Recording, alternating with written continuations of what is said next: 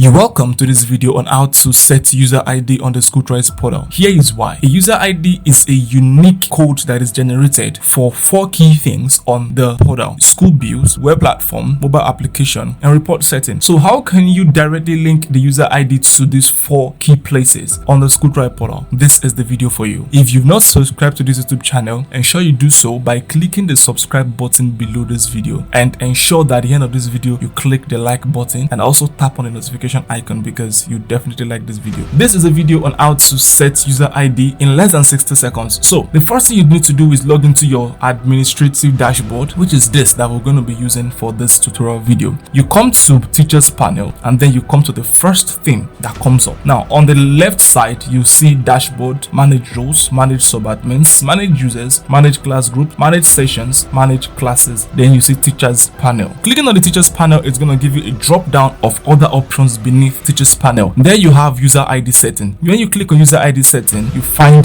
this simple interface that welcomes you on screen. Now you have these 4 key things as mentioned initially: that school bills, web platforms, mobile applications, and report setting. Now you have to manually tick in these boxes because they have to be originally created by the administrator. Now you click on school bills. That simply means the user ID will appear on every school bills as they come out. We have web platform. That simply means the user ID will also appear on the web platform of your school. And also we have mobile application. Now we also have the user ID appearing on the mobile application. That means this unique code is present in every angles of the school's interface. Then we also have report setting. This is also going to enable you to actually have a trackable user ID to get direct information as the case may be. So you click on update, and once you click on update, that is pretty much it, and everything is going to be taken automated from this point. If you like this video, ensure you click on the like button. Remember to subscribe and also tap on the notification icon to get notified for further videos. Thank you.